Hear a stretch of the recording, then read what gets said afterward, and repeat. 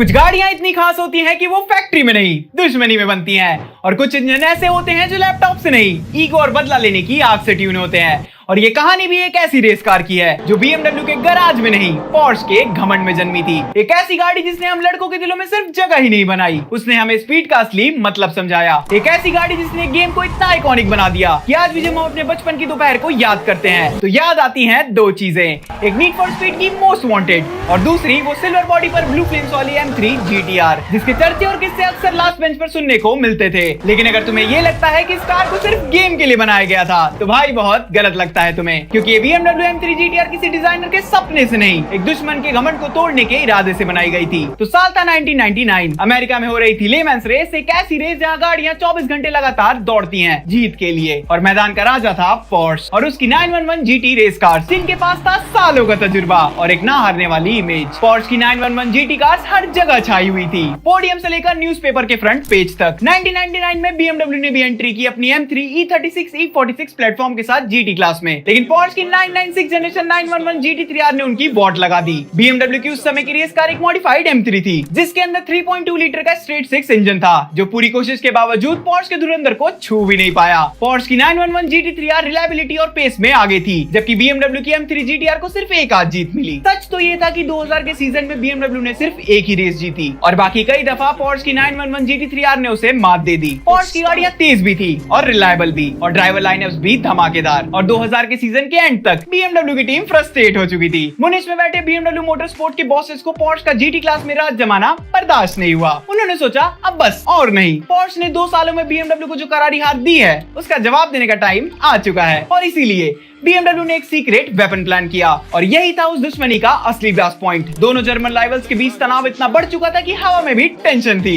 एक तरफ पोर्श जो अपने GT क्लास में राज करने का मजा ले रही थी, और दूसरी तरफ BMW जो हर हार का बदला अपनी हड्डियों तक महसूस कर रही थी। 2001 के रेस ट्रैक पर एक ऐसी जंग होने वाली थी जो बस जीत के लिए नहीं, इज्जत, ईगो और इंजीनियरिंग के घमंड के लिए लड़ी जाएगी। स्टेज सेट था, और ये सिर्फ एक रेस नहीं, एक ओपन युद्ध था। BMW को फाइनली समझ आ गया था कि अगर पोर्श को तोड़ना है तो फैक्ट्री से नहीं, जुनून से बना हुआ हथियार लाने का टाइम आ गया है। उनकी M3 जो नया E46 मॉडल थी, 2000 में लॉन्च हुई थी, उसमें सिर्फ एक 3.2 लीटर इनलाइन 6 इंजन था, रिफाइंड। हाँ, लेकिन पोर्श की GT3 के सामने ऐसा था कि एक शरीफ बॉय को एक गैंगस्टर के सामने खड़ा हो जाए। फिर क्या था, BMW ने अपना ब्रह्मास्त्र निकालने का मन बना लिया, और 2000 के दौरान शुरू हुई एक चुपचाप डेवलपमेंट। BMW एक ऐसी M3 बना रहा था जिसका दिल बदल दिया गया था। नाम दिया गया P60 B40, एक 4.0 लीटर का V8 जो ना कभी किसी शोरूम में दिखा, ना किसी कैटलॉग में लिखा गया। ये इंजन रेस ट्रैक के लिए पैदा हुआ था। All aluminium block, 90 degree V angle, 4 overhead camps, 32 valves, मतलब BMW ने फॉर्मूला स्टाइल का पूरा तोड़फोड़ सेटअप डाल दिया। और पावर ऐसी कि उनके पोर्श वाले ट्यूनिंग सॉफ्टवेयर डिलीट करने लगे। ये पहली बार था कि जब किसी M3 में V8 घुसा दिया गया, क्योंकि पहले सिर्फ स्ट्रेट 6 या 4 सिलेंडर की इज्जत थी, और जब ये BMW M पावर गरजती थी तो पिट लेन में पोर्श ड्राइवर हेडफोन लगाकर बैठे दिखते थे। पर असली मसला इसमें ये था कि अमेरिका के ले मैन सीरीज के रूल कहते थे जो गाड़ी रेस में डालो उसका रोड वर्जन भी बनाओ, और एक दो नहीं, कम से कम 10 बनाओ, और 2 अलग कॉन्टिनेंट्स में बेचो और फिर आओ रेस करने। और BMW M3 GTR तो एक V8 था, और इस रेस कार को रोड कार बनाने का मतलब था 1 साल में MBBS की डिग्री हासिल करना। फिर क्या था, BMW ने भी इंजीनियर्स नहीं लॉयर का गैंग बिठा दिया। रूल बुक का एक माइक्रोस्कोपिक लूप होल पकड़ा गया। रेगुलेशंस बोलते थे कि अगर तुम 12 महीने के अंदर कम से कम 10 स्ट्रीट लीगल वर्जन बना दो, 2 अलग कॉन्टिनेंट्स में बेच दो, तो रेस अलाउड है। फिर क्या था, BMW ने ऑफिशियली तौर पर अनाउंस कर दिया, हम 10 रोड गोइंग M3 GTRs बनाएंगे, बस इतनी ही बनेगी, सिर्फ रूल्स के मुंह पे ताला लगाने के लिए। इसे कहते हैं होमोलोगेशन स्पेशल। प्रोडक्शन इतनी लिमिटेड थी कि लोग देखते रह जाएं, और गाड़ी शोरूम से ज्यादा म्यूजियम के लायक लगने लगे। और प्राइस 2.5 लाख यूरो, मतलब इतना जितने में उस टाइम एक फरारी का फुल साइज सपना मिलता था। लेकिन BMW को किसी को इम्प्रेस नहीं करना था, उनको सिर्फ अमेरिका ले मैन सीरीज वाले के ऑफिशियल्स को चुप करवाना था, और उन्होंने कर दिया। इंजीनियर्स और एग्जीक्यूटिव सब जानते थे शायद एक भी बंदा इतने पैसे में ये M3 GTR खरीदने ना आए, पर BMW का जवाब सिंपल था, कस्टमर चाहिए ही नहीं, हमें सिर्फ परमिशन चाहिए। डेडलाइन टाइट थी, सिर्फ 12 महीने दिए गए रेस कार के अनवील होने के बाद, ताकि होमोलोगेशन कंप्लीट की जा सके। और फिर शुरू हुआ मुनिश फैक्ट्री में एक ऐसा रेस जिसमें स्टॉप वॉच इंजीनियर्स के दिमाग पे टिक टिक कर रही थी। दिन रात मेहनत हुई, और फाइनली 2001 के एंड तक BMW ने प्रूफ रख दिया टेबल पे। लो भाई, 10 रोड लीगल M3 GTRs तैयार हैं। नाम दिया गया M3 GTR स्टार वर्जन। और BMW ने सिर्फ इतना कहकर नहीं छोड़ा। पिटेड ले मैन्स 2001 जो अमेरिका ले मैन सीरीज का ग्रैंड फिनाले था, उसमें BMW ने अपना M3 GTR रोड का ट्रैक साइड पे खड़ा कर दिया सबके सामने। सबको आंखों से दिखाया, देखो ये सपना नहीं ये रियलिटी है, और इस रियलिटी का नाम है रिवेंज इंजीनियरिंग। जैसे ही BMW M3 GTR ने रेस ट्रैक पर कदम रखा, पेडॉक में लिटरली हंगामा मच गया। पोर्श के टेंट के अंदर शांति नहीं सिर्फ जलन थी। उन्हें ये बात चुभ रही थी कि BMW ने रूल बुक के हर कॉमे का फायदा उठाकर एक ऐसी गाड़ी बना दी जो असल में शोरूम में कभी थी ही नहीं। न स्पेक्स पब्लिक थे न ब्रोशर, सिर्फ बदले का भूत था। पोर्श के मोटर स्पोर्ट हेड और उनकी GT टीम्स ने 2001 के सीजन के दौरान ऑफिशियली प्रोटेस्ट फाइल कर दिया। क्लेम ये था कि BMW ने अमेरिका लेमन सीरीज के एंट्री रूल्स और GT रेसिंग के असली रूल का खुल्लम-खुल्ला मर्डर किया है। उनका कहना था ये गाड़ी GT नहीं एक छुपा प्रोटोटाइप है, और इसमें वो इंजन कॉन्फ़िगरेशन है जो किसी भी रोड गोइंग M3 GTR में कभी था ही नहीं। पोर्श ने प्रेस कॉन्फ्रेंस में डायरेक्ट तंज कसा, ग्रैंड टुरिस्मो रेसिंग का मजाक बना दिया गया है, प्रोटोटाइप को GT कार बोल के ला दिया। रियली पब्लिक स्टेटमेंट्स में पोर्श के रिप्रेजेंटेटिव्स का कहना था BMW ने रूल बुक पढ़ी नहीं, उसे हैक किया है।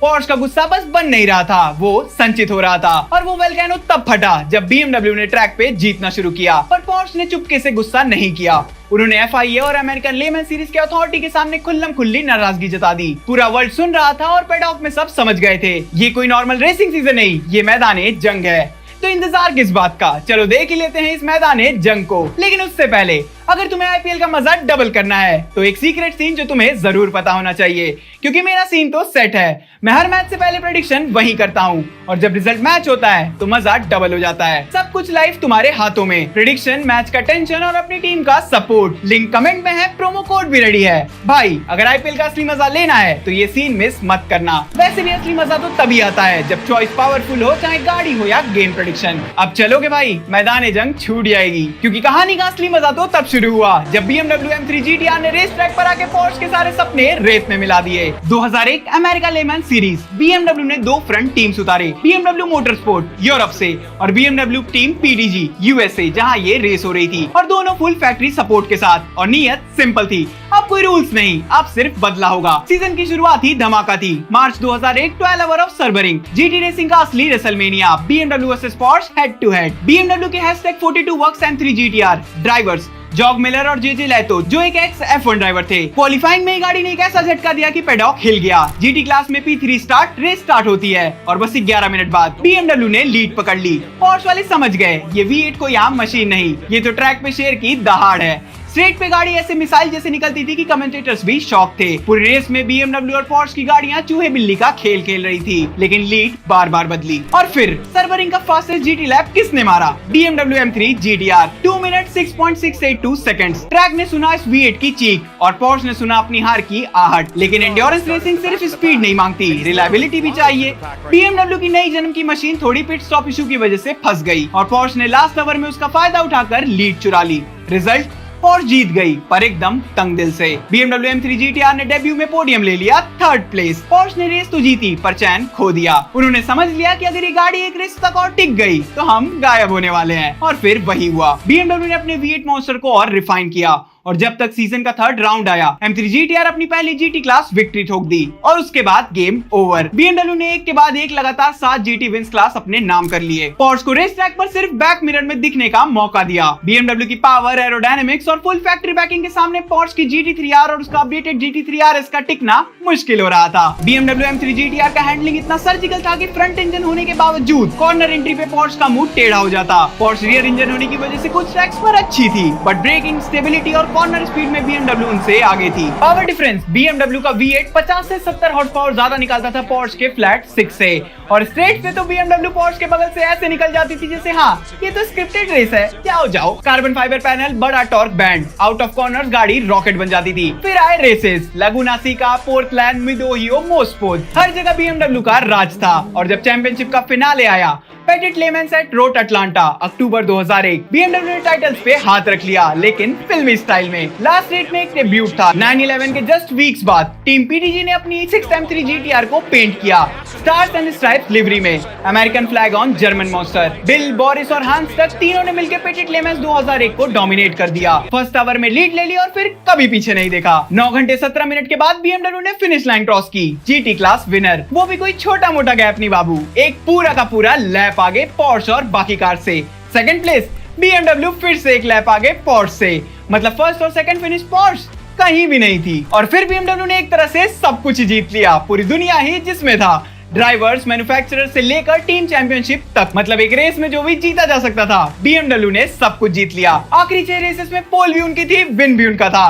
पोर्श का नामो निशान तक नहीं था। पार्क फिल्म में एक तरफ BMW का जश्न था और दूसरी तरफ पोर्श के इंजीनियर्स चुपचाप सर पकड़कर खड़े थे। यही था BMW का असली रिवेंज। उन्होंने पोर्श को उन्हीं की दुनिया में हरा दिया, न गुस्से में न ईगो में, सिर्फ परफॉर्मेंस में। M3 GTR का नाम इतना ऊंचा गया कि उसके एग्जॉस्ट की आग और फ्लेम स्पिटिंग साइड पाइप्स इतनी लेजेंडरी बन गए कि जो बचपन तुमने NFS मोस्ट वांटेड में M3 GTR के एग्जॉस्ट की चीख सुनकर गुजारा है, माय डियर फ्रेंड, वो एग्जॉस्ट की आवाज एक असली M3 GTR की आवाज थी, जिसने रेस जीती थी, जिसे रिकॉर्ड कर गेम में डाला गया था। और जितना थ्रॉटल देने पर एक रियल M3 GTR गरजती है, उतनी ही गरज NFS मोस्ट वांटेड की M3 GTR में भी थी, बस तुम नोटिस नहीं कर पाए। और M3 GTR की जीत के बाद पोर्श का राज खत्म नहीं हुआ, उसका पब्लिक एग्जीक्यूशन हुआ। पोर्श की टीम हेड्स तक बोलने लगे, BMW car was too good, too fast, जैसे ये GT क्लास के लायक ही नहीं है। कुछ पोर्श इनसाइडर्स ने ये भी माना कि हमें M3 GTR को ट्रैक के बाहर हराना पड़ेगा, क्योंकि ट्रैक पे तो ये संभव ही नहीं था। पर ऑन ट्रैक साल 2000 था BMW M3 GTR का। 2001 का सीजन खत्म होते ही जैसे लगा एक शब्द बोल दिया गया हो, बस करो, क्योंकि जैसे ऊपर बताया गया,